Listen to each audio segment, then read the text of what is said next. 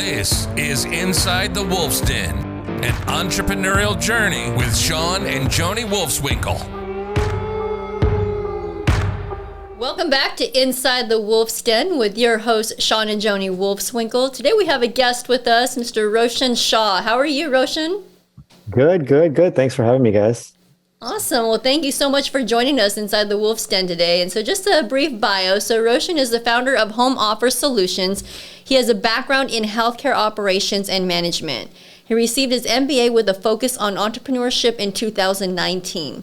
He quit his high-paying corporate job in 2022, so just about a year ago. His skills and passions are in creating systems and processes and giving back to those on the same path and sharing as much as he can about what he knows and what he has learned in the short time he has been doing this.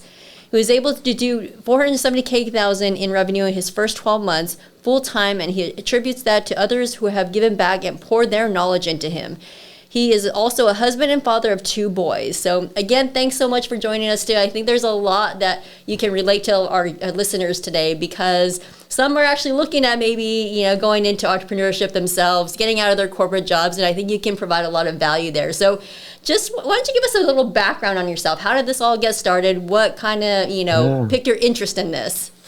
Absolutely. So I've had about, I'd say 3 careers, and I'm 35. So I've kind of, I started very clinical heavy in healthcare. So I spent a lot of time in the operating room. I was a neurophysiologist.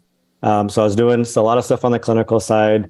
I realized, is this what I want? So let me take a quick step back. Before that, I grew up in a family of businesses. So I was around business growing up for a really long time. And everything that I saw from my parents' business was stuff that pulled me away from it, saying, this is not what I want to be my life. So I kind of took the exact opposite route, went into healthcare.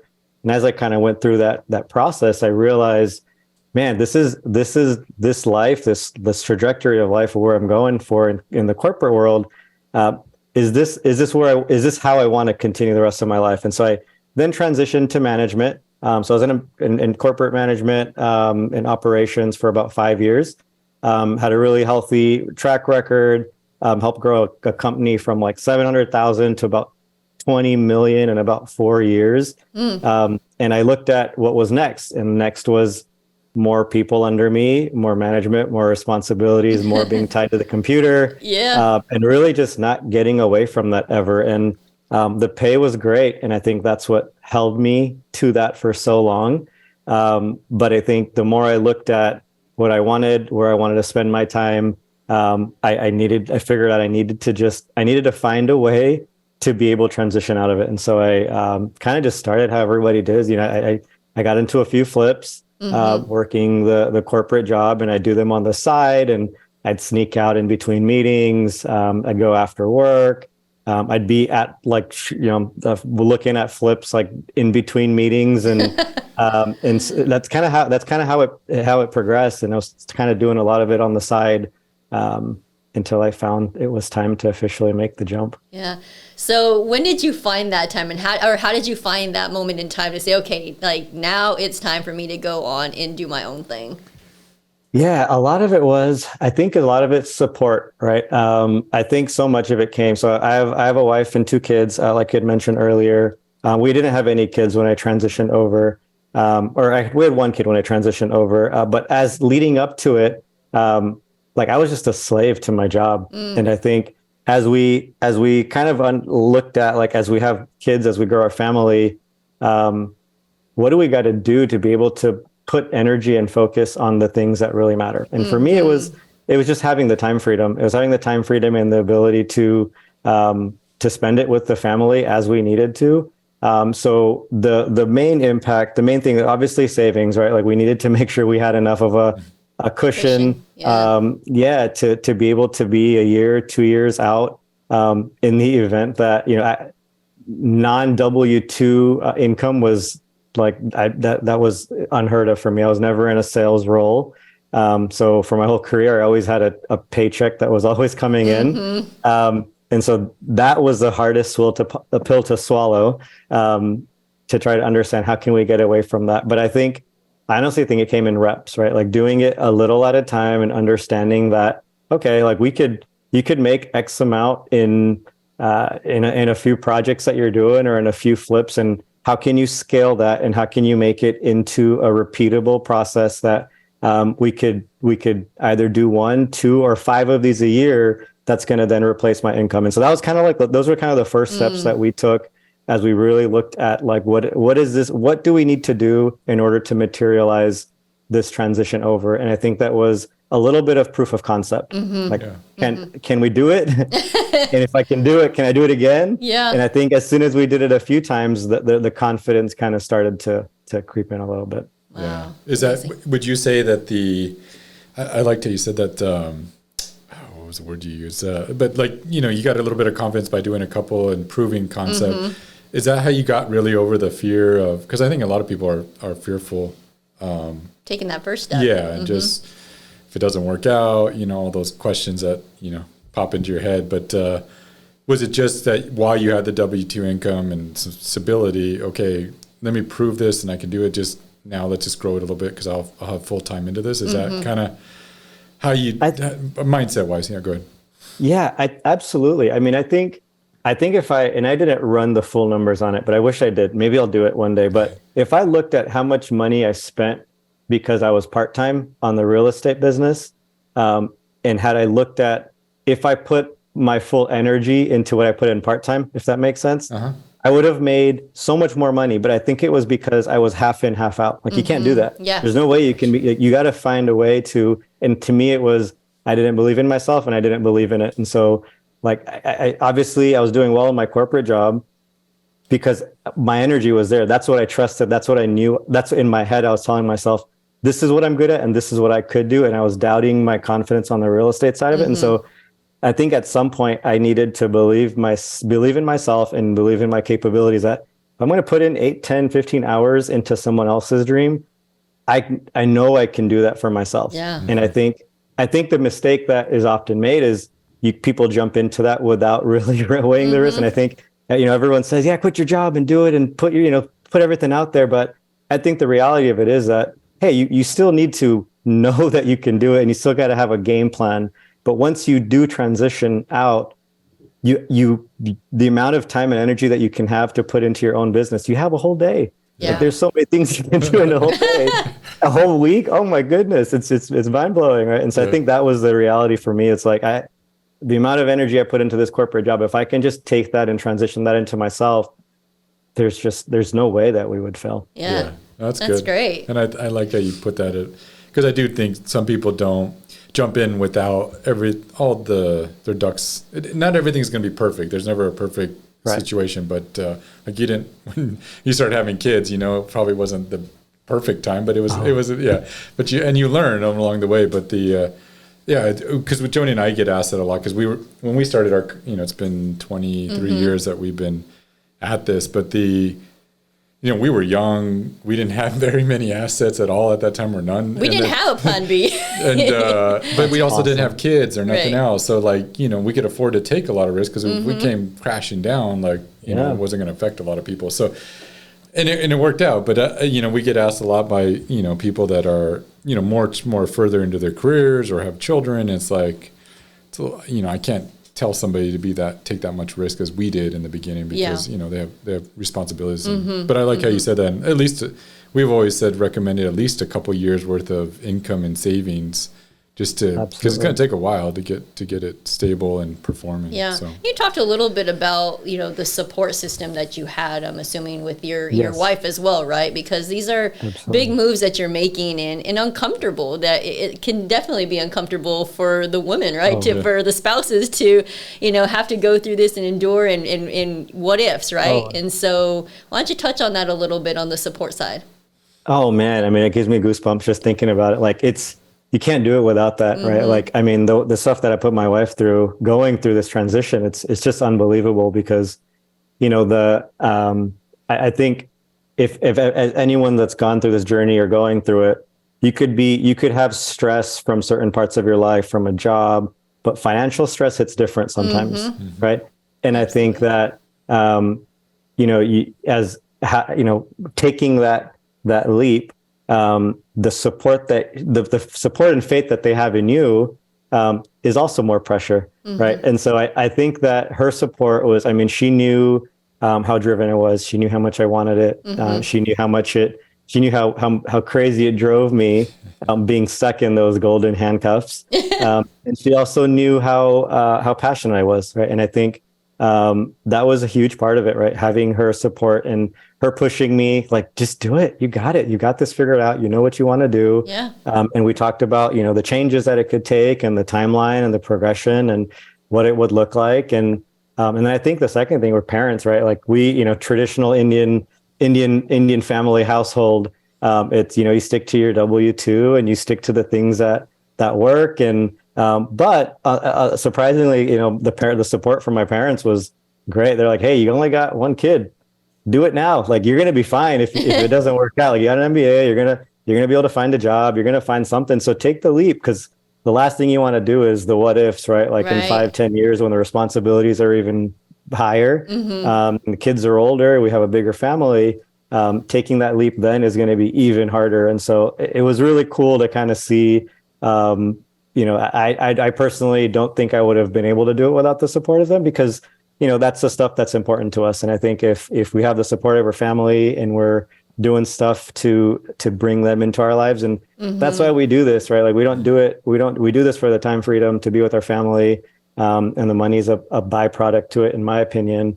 But I would all day make less and have the freedom to do what I want to do and who I want to do it with. So that's awesome. Yeah. To touch on that more, because becoming an entrepreneur, there's always a strong why, that I think it's initiated from, to take the risk and endure what we had to endure sometimes as an entrepreneur. But what was your why? Obviously, you touched on a lot of it already, but time with family, getting out of, if you're going to put that much time into somebody else's business, why don't you put it into yourself? So, but just what was your personal whys to grow your business?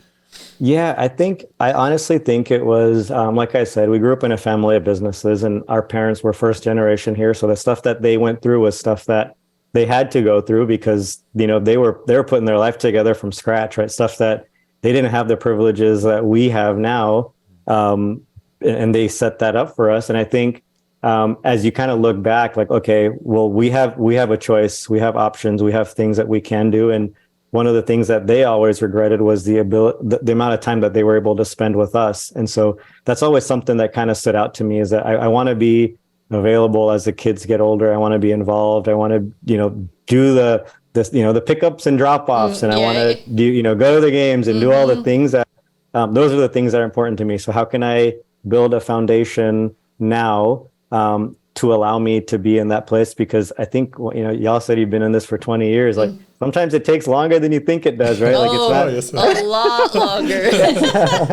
and I've listened to y'all's podcast, and I've listened to some of the stuff that and I've heard y'all's journey, and you guys, how you started, and it takes time. And I think that's something that we often undercut, with. Absolutely. Sometimes going to take longer, and we're currently rebuilding our whole team. And we're only into it a year, but that's just how it goes. Yep. And you'll probably have to rebuild it at some point. And like that's honestly, obviously we're big in faith as well, and that was the other thing. It's like, how can we?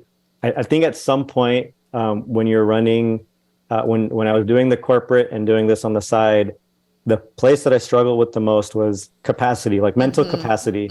You just don't have the capacity to think and do things that you want to do, because during time you're in meetings and you're getting your corporate stuff done, and then the evenings you're trying to get your team together, and that's it. Like there's just so much more you can think about. And for me, it was like, I need to clear up some of that mental capacity to focus on the stuff that's important, and that's family and faith and the people around us. And I think that's been the really cool shift, is I can actually have time to think about the things that are important to me, and find a way to, again, by no means am I like even a % of the place that I want to be, but it's cool at least having the capacity to kind of work my way towards it, which I feel like I never had for the past 10 years or so. Yeah, that's awesome. I think, like we mentioned earlier, there's a lot of listeners right now that are listening that, are thinking about starting their own business, want to take that leap of faith, and really maybe maybe might have fear, something's holding them back. Like, what advice would you give them if they're just starting out? I would say consistency and reps. Like, practice what you want to do, and just get more reps. And like in the real estate world, it's, what is it, like comps? Just run 1,000 comps. Like keep understanding what it is that you're wanting to get, or what type of deal you're wanting, and just keep going after them. And there's thousands of deals to underwrite, and just get better and better at it, until you're able to see some traction, or you're able to kind of see the fruition of what you're trying to get to. But I think it's just that. I think it's just consistency. I think we have an instant gratification mindset. And like, I think we said a bunch of times that it just takes longer than we think it's going to take. And I think if we start now, like, it'll come with time, but we just have to commit to it and want it. That's awesome.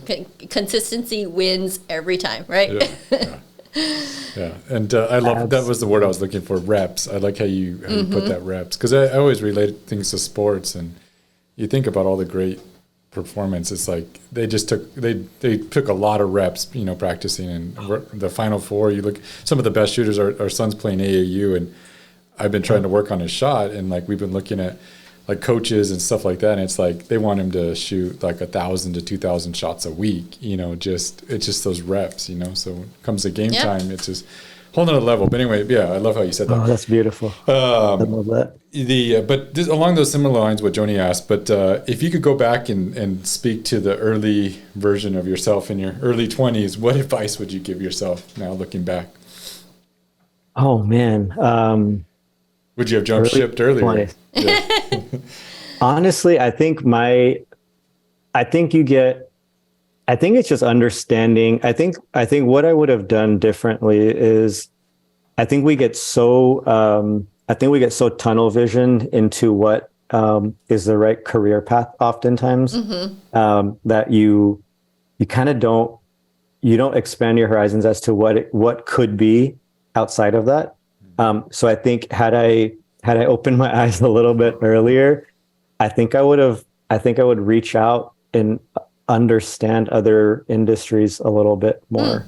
And I think I would find, I know everybody talks about mentors, and everybody talks about finding that person that's doing something that you see yourself, you see yourself in that situation, or in that business, or in that industry. I think it's reaching out. I think it's understanding, what is that? What does it take to get there? What does it take for me to do this? And I think it's like, I think if I had to bring it home, I think I would say, and I know it's super cliche because everybody says it, but I think the amount of people that have impacted me with what they've shared and what they've poured into me, and how they've shaped how I've done things, I think it's find a mentor. And I think I don't like using the word mentor because it sounds so cliche, because I think it's overused so much. But I really think it's someone that you can, I think if you break down like the true idea of what that role is and what that person is to you, it's someone that you can,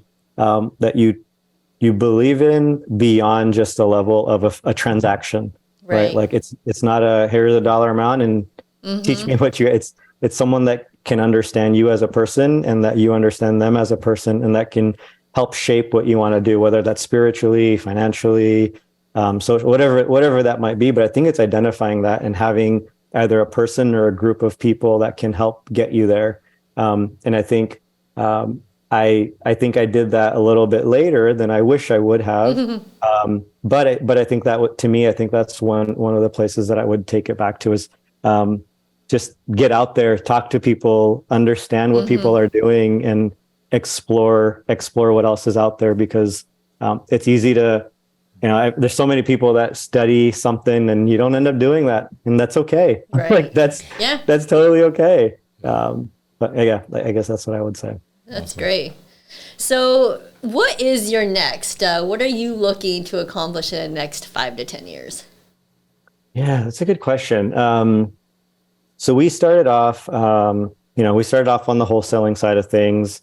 And we still do that in this market. It's a little bit challenging, but it still works. And we, fix and flip. There's a lot of the stuff that we get that comes our way. One of the things that we're heavily getting into is a lot more owner finance. We're doing a lot more notes. And that's really kind of the goal for the next few years, to really establish the foundations of where we, just kind of set the foundation of where we want to be. I would say 5 to 10 years from now, the goal is to be in a place where we're, financially, to be in a place where we're no longer the doers in the company. And I think we're currently the how, not the who's, so to speak, in terms of like where our business is at. And I think continuing to build our business in a way that we can have the right people and the right team in place, and truly treat it like a business. And I think sometimes it's easy as entrepreneurs to do everything ourselves. And so I think that's the trajectory. I think, 5 years, ideally, we're at a place where we're not running the business ourselves, and we have the team in place, hopefully sooner. But that's kind of where we are. And that way, my time and energy could then be either building something else, and kind of starting the process over wherever else that might be. But that's really kind of just establish the current business that's in place. That's great. Awesome. Well, Roshan, it's really cool to kind of see where you're headed and what your vision is. Are there any current books that you're reading that you would like to share with our group? Yeah, I mean, I kind of said it. Right now, Who Not How is one of the. It's a good one. Yeah, it's a good one. I absolutely. I mean, it kind of challenges everything that I do on a day-to-day, and I think it's in a really good. That's a lot of our team transition that we're going through is coming from that. But we naturally tend to want to be the ones that do everything ourselves. But I think it's super important to either hire or find the expert in that and give them the impact filter to figure out what it is that you want to do. And so that's been a really, really good book for the business. Yeah, and I personally it's a good one. Yeah. Yeah, well, thank you. This has been awesome. We appreciate you taking the time to do this. Are you on any social media, and how can people, if they want to get in touch with you or reach out to you, and what market are you in specifically, but how can people touch base with you and get in touch with you? Yeah, absolutely. So I believe Instagram would be the easiest. I don't even know what my tag is, to be honest. I think it's just Shah Roshan. So just last name. Yeah, last name, first name. Okay. I don't think that, no numbers or anything. So that should, Shah Roshan. I live in Austin, but our primary markets are San Antonio, Texas. Okay. And we do a little bit of stuff in Dallas. Awesome. But those are our two main markets. Awesome. Yeah, but we'll put that your link to your Instagram in our show notes. But awesome. And anytime you're in Houston, or we drop make it up by there. Come in and say hi. Yeah. So. Absolutely. We just did two flips out there, and so I wish I met y'all sooner, because those were a little bit intense. Happy to help you on any of those, and if you got any wholesale deals, please pass them our way. We'd love to take a look at them as well. So, oh, absolutely. Yeah. We will definitely do that. No, it was so great, and I love y'all's story as well. So thank you for doing this and sharing y'all's journey and bringing on people here. It's been really cool. So really appreciate you guys. Yeah, awesome. Thank you. Well, it was great to hear from you, and we'll see you all next time, everyone. You've been listening to Inside the Wolf's Den, an entrepreneurial journey with Shawn and Joni Wolfswinkle. Tons of entrepreneurial podcasts are out there. Talking. But Joni and Shawn are living it every single day. Their portfolio now includes many franchises and medium-sized businesses. We talk about the trials and motivators of successfully running a business. Join us again soon for another podcast. But until then, reach out on the website at InsideTheWolfsDen.com, on Facebook at Inside the Wolf's Den, on Instagram at Inside the Wolf Den. We'll see you again soon. This is Inside the Wolf's Den. We'll see you next time.